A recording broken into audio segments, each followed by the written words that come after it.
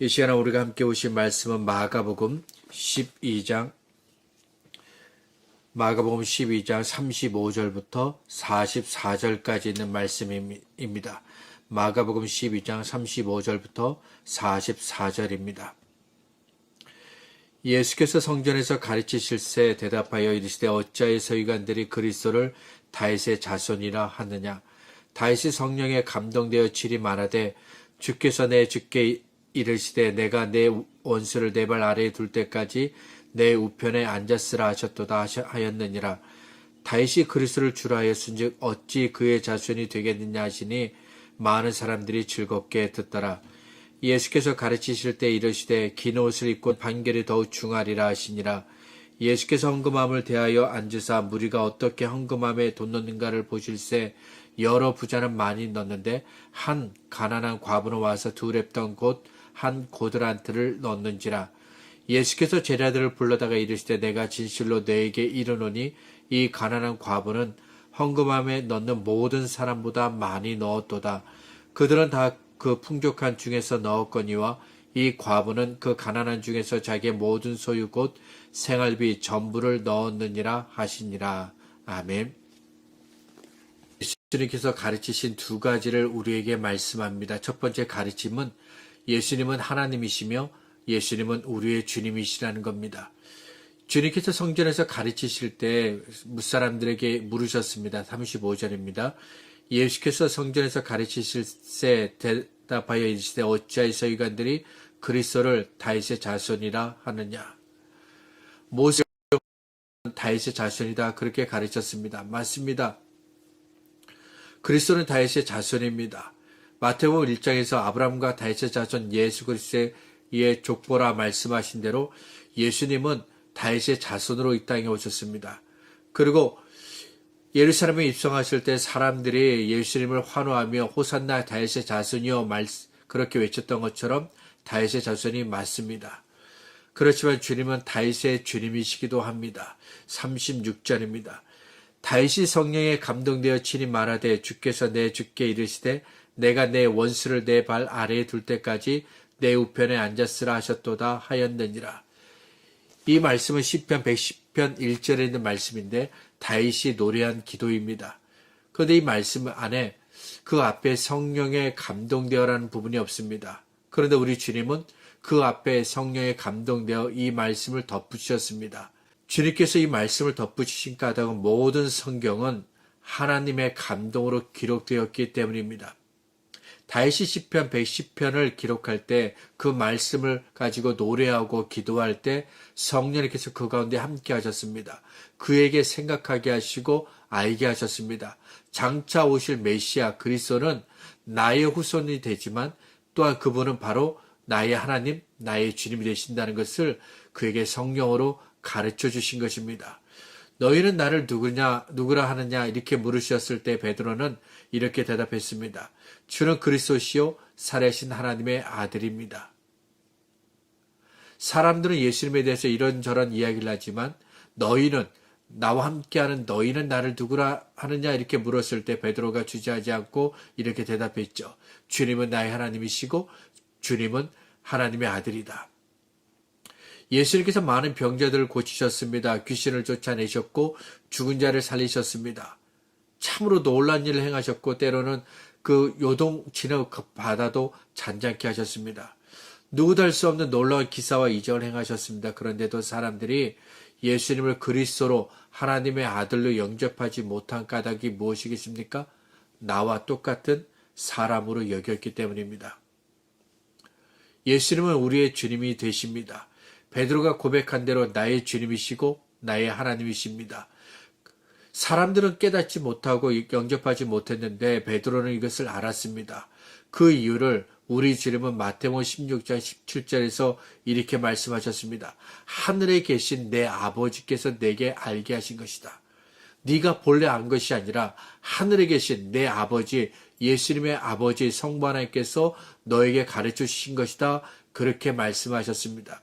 그래서 베드로가 주 예수 그리스도를 나의 주님 나의 하나님으로 고백할 수 있게 되었다는 것입니다. 마찬가지로 저와 여러분이 예수님을 주님으로 나의 하나님으로 영접할 수 있고 믿을 수 있는 까닭은 하나님의 은혜입니다.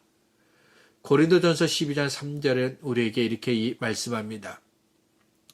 그러므로 내가 너에게 알리노니 하나님의 영으로 말하는 자는 누구든지 예수를 저주할 자라 하지 아니하고 또 성령으로 아니하고는 누구든지 예수를 주시라 할 수 없느니라. 누구든지 성령이 아니고서는 그 예수를 주시라 할 수 없다. 아멘. 맞습니다. 성령께서 저와 여러분에게 오셨습니다. 그래서 저와 여러분으로 하여금 예수 그리스도 십자가 달리신 그 예수 그리스도를 나의 주님으로 믿게 하셨습니다. 영접하게 하셨습니다. 성령님께서 우리 가운데 오셔서 그 예수 그리스도를, 그 예수님을 나의 하나님으로 영접하게 하셨습니다. 믿게 하셨습니다. 그래서 저와 여러분이 주저하지 아니하고 예수 그리스도를, 예수님을 나의 주님, 나의 하나님으로 고백할 수 있게 된 것입니다. 이것을 서기관들은 몰랐습니다. 성경을 많이 알고 있었고 사람들에게 그리스도는 다윗의 후손이다, 자손이다 이렇게 가르칠 수는 있었지만 그들은 그리스도와 지금 함께하면서도 그분이 나의 주님, 나의 하나님이시라는 것을 몰랐습니다. 성령님께서 그들 가운데 계시지 않았기 때문입니다. 37절은 예수님께서 이 말씀을 가르치셨을 때 많은 사람들이 즐거워하였다 그렇게 말씀합니다. 왜 그들이 즐겁게 들었을까요? 왜 예수님의 말씀을 즐겁게 들었을까요? 예수님께서 하신 말씀이 하나님의 말씀이었기 때문입니다. 바리새인과 서기관들은 사람의 전통을 가르쳤습니다. 사람들의 말에 사람들의 귀를 즐겁게 하는 말을 들려주었습니다. 그러나 우리 주님은 하나님의 말씀을 전하셨습니다. 자연할 수 없던 것보다도 예리하여 혼과 영과 관절과 골수를 찔러 쪼개기까지 하시며 또 마음의 생각과 뜻을 감찰하시는 하나님의 말씀을 우리 주님은 사람들에게 말씀하셨습니다. 전파하셨습니다. 죽은 자들이 하나님의 음성을 들을 때가 오나니 곧 이때라. 듣는 자는 살아나리라 하신 생명의 말씀을 우리 주님은 증거하셨습니다.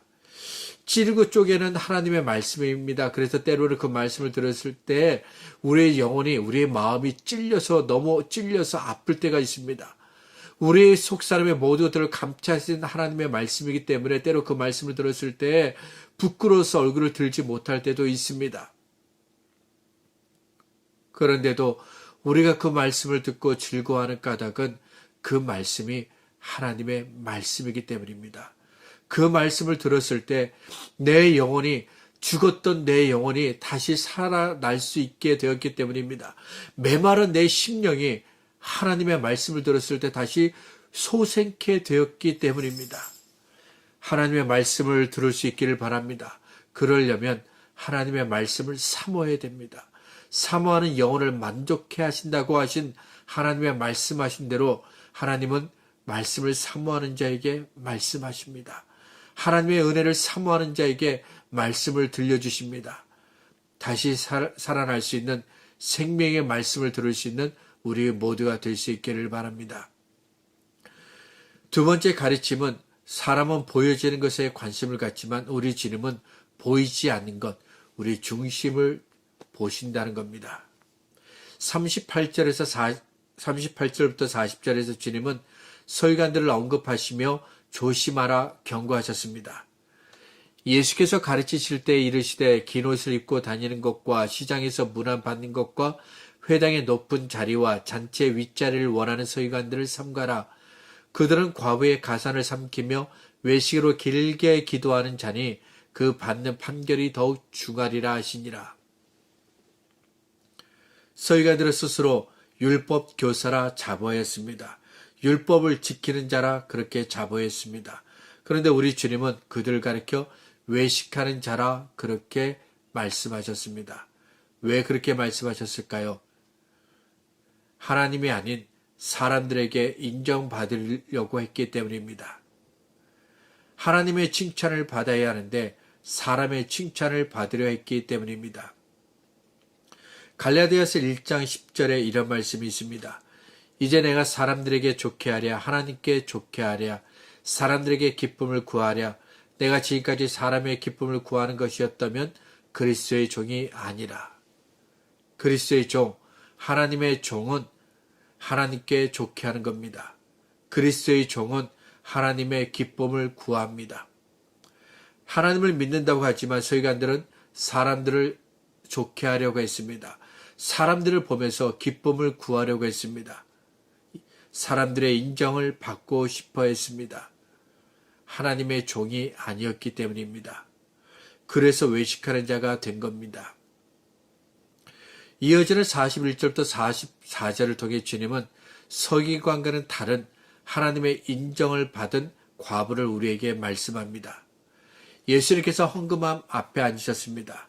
사람들이 어떻게 그 헌금을 하는지, 사람들이 얼마나 많은 돈을 그 안에 넣는지 그것을 관심을 가지고 보셨습니다. 그러다가 한 가난한 과부가 2렙돈, 그러니까 노동자가 하루 버는 임금의 64분의 1밖에 되지 않은 아주 적은 돈을 헌금하는 것을 보셨습니다.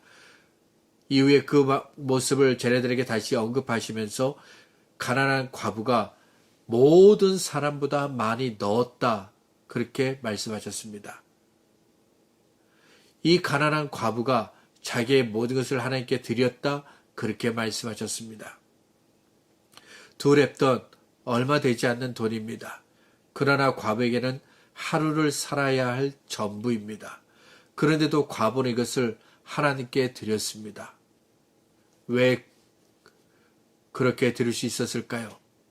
2가지 이유 때문인데, 첫 번째 이유는 자기 자신을 부인했기 때문입니다. 마가복음 8장 34절에서 주님은 말씀하셨습니다. 무리와 제자들을 불러 이르시되 누구든지 나를 따라오려거든 자기를 부인하고 자기 십자가를 지고 나를 따를 것이니라.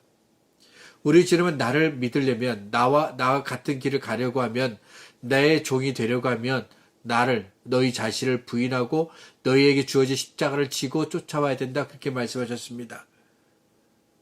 마찬가지로 하나님을 섬기려면 나를 부인해야 합니다. 하나님을 믿으려면 나를 부인해야 됩니다. 하나님을 사랑하려면 나를 부인해야 됩니다. 하나님을 섬기려면 나를 부인해야 됩니다. 지금 과부가 그렇게 했다는 겁니다. 이 과부가 자기를 보지 아니하고 하나님을 사랑하기 때문에, 하나님을 믿기 때문에, 하나님을 섬기기 위해서 그 자기 자신을 부인했습니다. 그래서 2렙돈밖에 안 되지만 자기의 전부를 하나님께 드릴 수 있었던 것입니다. 두 번째 이유는 하나님만 보았기 때문입니다. 그 당시 성전에서 일하는 이들이 얼마나 부패했는지는 이 과부도 알고 있습니다. 제사장들이 자연스럽게 제사장의 아들로 태어났기 때문에 제사장이 되는 것이 아니라 돈을 하나님을 위해서 쓰는 것이 아니라 자기들의 주머니로 들어가기 때문입니다. 과부의 주님이 되신 하나님, 과부의 전부가 되신 하나님, 그 하나님만 보았기 때문입니다. 때문에 주님께서 2렙돈을 헌금한 가난한 과부가 자기의 모든 것들을 드렸다고 그렇게 칭찬하신 겁니다. 2렙돈밖에 되지 않지만 과부에게는 전부입니다.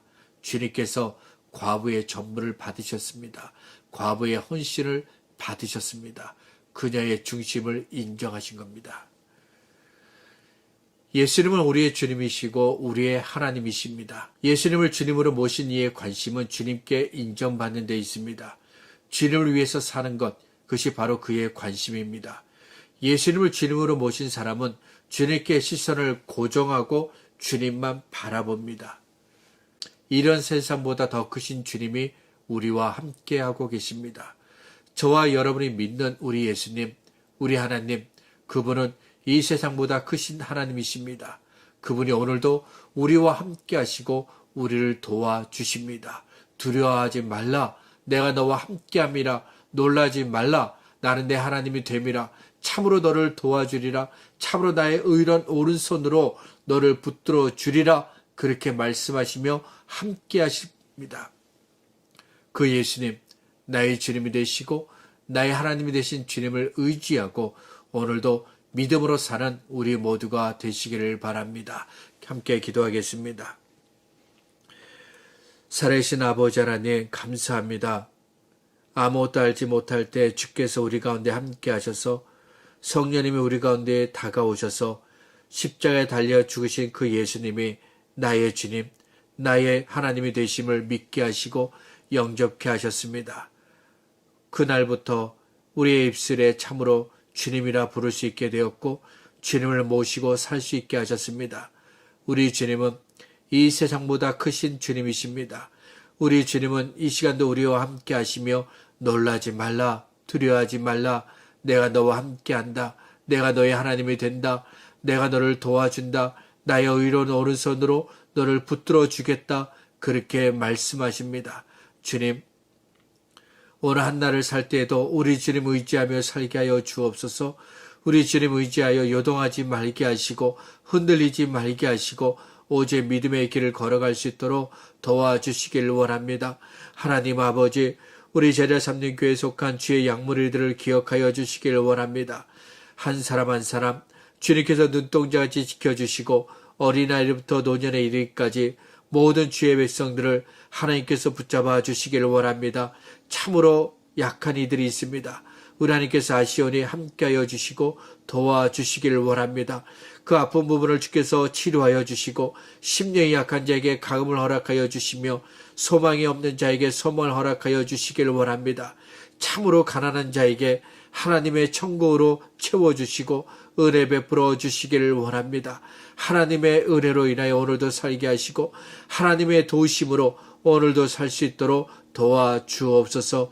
주께서 함께 하시고 인도해 주시기를 원하며 예수님의 이름으로 기도하옵나이다. 아멘.